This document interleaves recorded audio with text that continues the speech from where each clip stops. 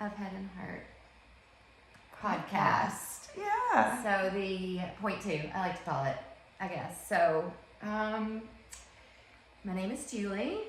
Yeah, I'm Beth Bennett, and we both live here in Owensboro, Kentucky. Yeah. I'm a yoga teacher. I've been teaching consistently for 10 years now, in all the ways that you might think, in group classes, in trainings, in private sessions. I would say my passion is more embodiment, and so I do teach a lot to that. And so what I had envisioned or hoped for in this is that this is a conversation where we talk about life through the lens of embodiment and through the lens of mental health. So do you want to share who you are? Yeah. So I am a licensed clinical social worker, a licensed clinical drug and alcohol counselor, certified clinical supervisor, and also a registered yoga teacher. So all of that word salad, meaning I've been a therapist for, since about 2011. And my passions are really trauma and addiction work, and through that, embodiment. And so Julie and I met in the community as a result of both of our work in the shared areas. So it makes sense that we're here talking about these things that we really love and feel passionately about, and just, creating some conversation around them. And so we started originally in a group setting doing this kind of work, right? Yeah. Inviting people in. It felt really important to both of us, and we saw this merging of embodiment and mental health, how it had impacted both of our lives, and it has spawned into teacher trainings. It spawned into many things. I love the group work, but for me, I was like, what is a way that we can continue doing this work and reach people that is free? And so and really I just adore your company, and like, how can we do some more things together where we get to spend time together? I would love for this to be fun, lighthearted, because sometimes the work is really heavy. Yes. So bring some lightheartedness to it, to some serious things. We will be talking about some serious things from time to time, but doing it in a way that friends might talk about, because that's what we do. That's what we do. How friends might talk about these kinds of things, and how it's impacting our life, and how we are using our tools and our resources to navigate. Show up differently. And so, social justice is also something that bonds both of us. And I really am looking for currently ways to kind of connect with people on a way that doesn't require, a huge monetary investment. Just making some access, or making this information accessible for people. This was why I kind of wanted to get going in this way. And I love podcasts. She really does love podcasts. If you have ever worked with me, or been in my orbit, I have probably shared some information that I have learned from podcasts. I love learning that way. I love learning that way. So that's another reason. I know if it is impactful for me, that it's impactful for other people. So. Absolutely. So my first response to Julie was, you love podcasts. Of course you should have a podcast, right? And we don't know what we're doing. We're figuring it out. It's going to be part of the fun, I'm sure. Yeah, work in progress. Do we look here? Do we look here? We don't know. We don't know. We're going to do both. We're going to do all of the above. Okay. And both. So that is, and there's probably more words that will come up, but that is kind of the quick and the dropped in, why am I wanting to do this? Yeah. Okay. So do you have anything else to share about why you want to do this? So why I want to do this? I would say a lot of those reasons are similar, but also just because, I don't know, it feels like the right timing, right? There are heavy things going on in the world, and I have also been through a journey myself in the last year that has caused me to step up in different ways spiritually, because that's what I lean into. And so it feels like a good time to share those things, right? How we live our work, I don't know, to the best of our ability. So Okay, I love that's it. what I got. Well, and I'm saying thank you for, saying yes and taking time. Like, we all know nothing comes together like this, and it takes effort and time. And so I just value your friendship. I value your expertise. I think that's important. So thank you for saying yes. Well, thank Always you for supporting asking. me and being like, let's do it. All right, let's do it. It's going to be fun. Okay. So, this is just kind of an intro. I think as of right now, our thought is like maybe once a month we'll do, we'll maybe drop an episode. And what I think would just give you a little bit of information about what might be some content. Yeah, what's to be expected. Yeah, what's to be expected. We have a lot of things that we talk about, and just in our friendship, but also in the work that we do. So something that might come up in this might be, gosh, we had a whole list. What were other ones? Let's look at our Okay, list. because I'm like, Well, things like emotional immaturity. Oh, man. okay. Hypocrisy. oh goodness, okay, deep stuff. Okay, also chakras maybe, and how they like align. So this is going to be very broad spectrum about our lives, but yes, absolutely, 100%. So mindfulness, recovery. Definitely chakras, archetypes. I love We love some archetypes. Carl Jung, he is our boy, right? So the 90-second rule. Okay, yeah. Intentionality, spiritual bypassing,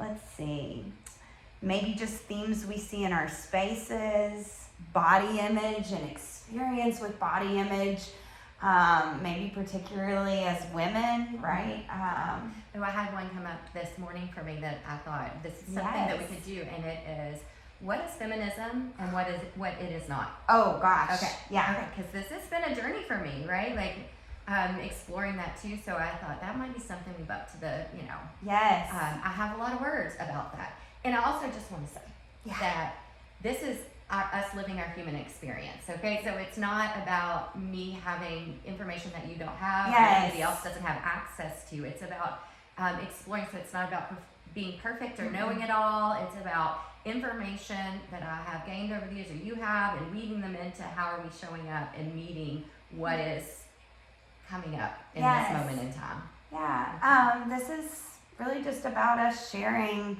kind of the information that lives inside of our bodies, and if it speaks to you, cool. And if it doesn't, that's okay too. Take what you need, leave the rest behind, right? That's right.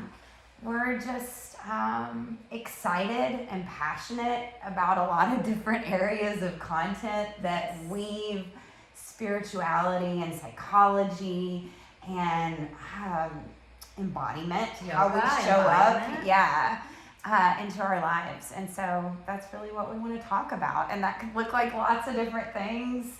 And it will be some of those things, all of those things, and maybe even more. And I would love also for it to be a space of, information, conversation, as if you were just sitting and talking with your people too, right? But also that there's some takeaway, there's some like opportunity to like, maybe it's just catching a breath together, or like there will be something that we can do together in that moment of time that you can take away, right? And it's applicable to any moment in time if you wanted it to be, right? So that feels important to me. And then the other thing that I had suggested, and we may or may not do it every time we're together, but I love this idea. It really follows with and both, and we both lean into the and both. But is that, what's your pet peeve? What's kind of stuck in your craw, and what is a pleasure? Like, what can we look at and both, and just kind of it not to be the whole episode, but just a quick like, okay, what's kind of sticking? What's kind of sticking right Where now. are we at, And, right? yeah. It's a little bit of an inventory. A little bit of inventory. That's a great way to put it. Yeah. And so, you know, I did something years ago where I put that out in my stories. It's like, I just feel like we need to talk a little bit more about our pet peeves. Yeah. Right? Not in a way to be judging ourselves or other people, but like also as a way of like, oh, awareness. Like, oh, I never thought about it that way. Or, and can I give one? Yes. I mean, this is really silly. Like some of them I think are not like deep and meaningful. Like, it's a pet peeve of mine when I go to a public restroom and there's nowhere for me to hang my purse or to put my coat or to rest my keys or my bag or my phone. Like there's like, as women, we like carry, I mean, maybe not just women, but me, I'm a woman. Like I usually have some stuff with me and there's nowhere to put my stuff. Yes. It sticks in my car. Okay. All right. That one kind of bothers me too. Okay. Yeah. I'm going to be quite honest. I have learned over the years that that really bothers me. Mm-hmm. I don't know what to do about that. I'm not going to go to every place and tell them that their bathroom doesn't have a hook, right, to rest my stuff or a place to put my stuff. I'm trying to hold my pants, pull my pants down, potty squat, you know. And hold your Hold purse. my purse, hold my bag. God forbid, I'm on the moon, right? Like, so then there's all of that. What do you do with your hands? What do you do with your stuff? Okay. So pet peeve. I'm not going to solve that today. I don't know. It's just to let it out. And then I would say, like, in just thinking about that, so my pleasure today would be being considered. Ooh. Right? Or cared for. Okay. Tell me so, why, Juju. It's a pleasure to be like somebody see you and think about your existence and think, how could I greet you in this moment so that you felt seen and supported and cared for. Oh, beautiful. Okay, that's a pleasure. And I do feel blessed to have people who see me in that way. Absolutely. Yeah. Do you have a peeve? Yeah, let me think. Peeve. Okay. So peeve for me, I think is really just, so what's coming up for me today is feeling rushed. I don't like feeling rushed, and it is a really big trigger for me, right? It is a time when I am the most likely to be unembodied, right? Like when I need to really shake it off. And I got chills because I'm in that with you. Yeah. Some of that's in my head, and some of that is, you know, palpable from the physical world, and both. And both. But I really hate feeling rushed, right? I like to really slow roll into a lot of things I'm doing so that I can be mindful. Well, rushing is like the opposite of grounded. Yeah. To me, in a lot of instances, that like sometimes we can't help to be like hurried. Yes. But I just said that to Miles at dinner 2 nights ago. I'm like, you are rushing me, and it is making me so uncomfortable. Yeah. Like, we don't have anywhere we need to be. Sit down. Right. Let me finish my dinner. Like, and he wasn't like trying to be rushy, inconsiderate. Yeah. Right? Like, so I agree. Yeah. And this also came up for me this morning. So in this justice bone of mine, right? Like, it also feels like a resistance to not rush. Yeah. It feels like being in the resistance to instead. Oh man, Ground it down, slow it down, right? And so in this journey of me like trying to figure out my place in the world, right? Like, how can I be and live into this? Am I an activist? I don't know what I am, but I am a rest activist. Yeah, you are a rest activist. And it is this counter to the busyness that is, yes, sometimes needed. We have, like, there are going to be times in our lives where we have to be busy. Yeah, it's functional at times, right? Yeah. But it's also very functional to embrace rest and to embrace methodical, kind of intuitive flow of our life. And it's the it's like, I think that our culture has like, really thrown this down our throats for so long that is what productivity looks like. Absolutely. Is being busy. And so I do feel like leaning into real, like, and that takes some training, Yes. some practice. Uh-huh. If you did not just rest, if your body is not used to it. No. And It's there's really a lot hard. of things that why rest would not be Yeah. easy. Yeah. Right? We know that. Oh man. We know that. So I'm not saying that is like, oh, just tomorrow, like right Yeah. this moment, we should be able to do that. Please rest. Yeah, Yeah. there's work that goes into that, but that I'm here for that work. Yes. I'm here for that work. Okay, hijacked your story. No, it's okay. So what's your pleasure? My pleasure. My pleasure today, I think is going to be a little similar to yours, but I'm going to use a little bit of a different word. It's just community, right? I think for so much of my life, I didn't feel like I had like a very supportive community around me, right? And in this season of my life, I feel so joyful for the beautiful supports that I've cultivated, the friendships that I've cultivated, right? Ours being one, but so many more within our community that have held me up when I couldn't hold myself up, right? My sweet little husband included. But so that's what I feel grateful for today, is just like the support of the community around me. And so, that ties into being seen, right? But, man, I think it's just like unconditional love, right? Getting love when we are having a hard time loving ourselves. And community is a basic need. Gosh. It's a need, and like this could be, Tribal connection. Yes. So deeply rooted. Yes. And also,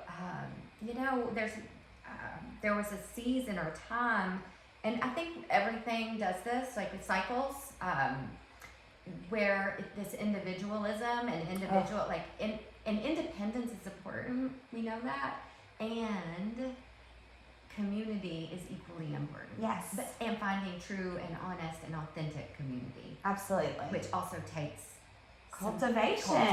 Yeah. And like, I didn't seek this. Yeah. Right? I wasn't seeking you. Right. Right? And yet the work that I had put in and it led our pathways were just met. Yeah. And so that is just unlike, I'm with you. I agree. Yeah. Do you have anything else to share around that? I think, we can transition into maybe like how we started this work, and what maybe we're going to talk about today a little bit. Okay. So Julie and I actually met because I signed up for one of her classes, and I was the only person that signed up. And her remark to me was, I think we were supposed to meet today because I keep hearing your name. And we were just supposed to be together today, right? And from that kind of point on, we've built a beautiful friendship.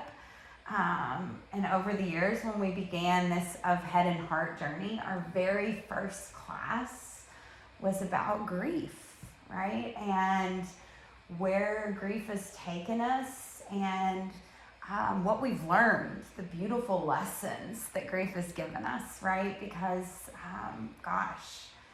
there's been lots of lessons. And so as we approach Mother's Day and we think about the importance of our mothers in our life, we're back here at talking about grief. So I've lost my mom in November. And while that's been a very shoo-wee of a journey, no matter how prepared you are, I don't think you can ever prepare to lose a parent. It just is going to hit you. Maybe, I can't generalize, but for me, it hit me in a very deep and rooted way, down to my core, into my roots. And yet, there has been so much beauty in that journey. And so today, Julie and I are going to talk about maybe our love for our moms and a little bit about the grief journey and how that brought us together. Well, I want to just add to that, like the serendipitous of it all, and we don't have to go deep into, everything. Yeah. I just thought it was interesting as I was telling Beth this morning, as after my meditation, I was like, I don't know how comfortable you feel with this, Yeah. but this came up for me, and it's like that potentially we are a week out from Mother's Day, and that this, if we know how to edit and We're gonna put work things on up, that. that this might be released or available for people that weekend. Yeah.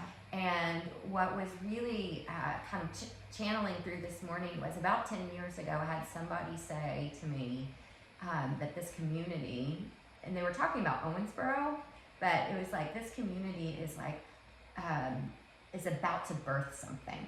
Hooey. And it lives rent free in my body and my brain. And it's like, I felt that on a level, on this visceral level, Yeah. that not, I mean, yes, in community, but like in my own journey, it was like something was birthing, And something stirring. was stirring, and like right on the edge of like coming to life.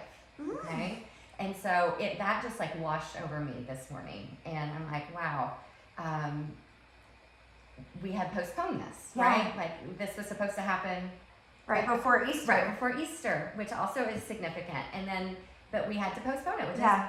is why we roll with it. Yeah. We are flexible. But sitting there this morning, I was like, oh, that is the way it's supposed to be. Yeah. It's like, it feels like at this time, like my journey of like, what is ready to birth, right? Yes. And, I think anybody, whether you're a mother or not, have this creativity Yes. that is when you drop in and you give it attention and awareness, like and room to kind of Flow. express Yeah. and flow, that you know what I'm talking about when it's like something is on the precipice, like it's about to just Be birthed. be birthed. And so I loved that, but I wanted to share that with Yeah. you before I said that, because of your current situation. Yeah. But it also feels so It just feels aligned and right. aligned, because Yeah. our first series was about grief, and it is right. Like we know that grief, this is constantly Mm-hmm. going to be a thread that moves through our Our life, lives. our Yeah. life experience, and how we navigate that, and how that is going to be, and how it forever shapes the way that we show up. Yes. Right. Man, so grief is such a big topic, and I know that when we talked about this before, I'm not even sure what we put on all the worksheets. I know, right? But what I will say today is just that, I have gained so many lessons from grief, over the past 6 months, yes, but even before then, when I was caretaking for my mom, man, what a mirror grief has been to teach me about myself and how I show up in the world, the supports I've built around me, right? And also, taken me back to some stuff that I thought I had worked on. Taking me back to old stuff, right? And allowing me to step up and work on it in a new way, right? So it's been an interesting year. Can I share too? I hope this isn't too personal. It's just that when we were, as you've been navigating, and as this opportunity came up, Yeah. right? You've also had this like, Oh gosh. yeah, this Yeah. like. Let's talk about and you that. can't see if we don't have a video. I'm moving my hands up, and like there's something ready to be Yes. birthed, to be said, To be said. to be said, and so it just feels like and- Kismet. Yeah, it really does. Kismet. Like I have, if you know me, I always have a lot of things to say. I have a lot of things to say. I love to write. Oh gosh. But I love to beautiful be writer. in conversation with Yeah. people. Not in a way to share what's on my mind and on my heart, but also in a way to see how it bounces off other Yes. people, and how it and how it can change the way that I see the world by sharing and like letting our words bounce off of each other, right? Energy. Right? People talk about energy. Resonant energy. But Julia's right. This part of my grief journey that I've been very vocal about has been a little bit of a fire ignited within me, right? My mother was a very brilliant woman and also a very feisty woman. And so part of my grief healing has really been embracing like this feisty side of myself that for so long I was kind of fearful of in ways, right? And so allowing this voice to be clear and heard without fear, I think has been one of the most beautiful and like kind of cool parts that grief has given me, right? And I don't know, like I love it. There's so much beauty in the sadness, right? Yeah. That was I'll just kick it back to like what grief taught me. Oh gosh, how many years ago now? It's been a while, but it was like a griefy moment that taught me I was capable of holding both. Yes. So it was my introduction to and both. And it has continued to be my learning, to be my education about and both. And it was without, like, I didn't understand. Like, nobody had ever explained it to me, and I don't know that they could have. You know what I mean? Like, I don't know. But I'd never been, I never understood that you could be two things. Yeah. So we can be both, you know, in extreme joy for certain things in our life, and we can be in extreme grief.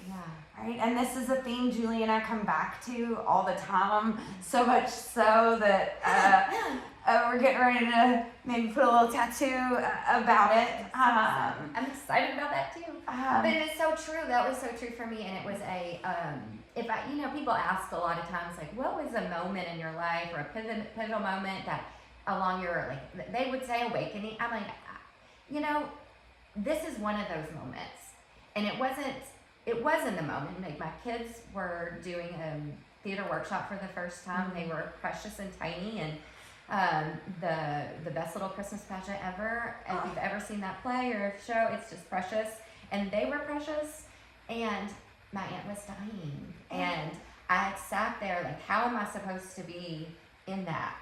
How is this happening right now? Yeah. I am in full joy for these kids in this moment, and it was also a reprieve, like being able to be in that, be a theater mom for the first time ever, and be in that journey with them, where people were loving them and caring for them, and I had, I'm a tear up. Like, I had space to just be there while other people were lifting them up, and be in that moment of oh, this is so hard. Yes. And this is so beautiful. And both. And it was the first time in my life that I had embodied that. And I continue. And what it has done for me is opened my heart a little bit more. Yes. Right? I think so often the world teaches us that we can only be one thing. And it's like, we're all the things. Yeah. And we can hold all the feels, right? Yeah. I can both be completely devastated that I have lost my mother, and I can also be in extreme joy to be sitting in certain spaces and places with my friends and family, right? And both. Right? I think up until that point I had, it had almost felt like a disservice, like I was not being authentic if I was not spending all of my time in grief, or not spending all my time in anger, frustration, whatever it was. Whatever right? the feeling. Whatever it was like, oh, I'm not being authentic if I'm being happy or sad, whatever. And so it was a moment, and it has shaped me.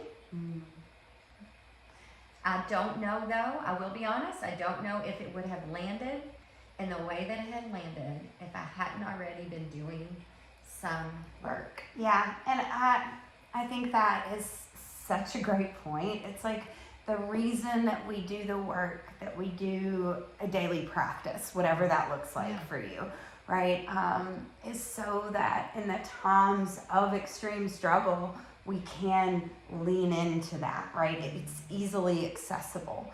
And I think that was, again, another lesson of my grief was, you know, lean into the things that you know are kind of the baseline that feel good, right? So my friends, right? My spiritual practices that make me feel grounded.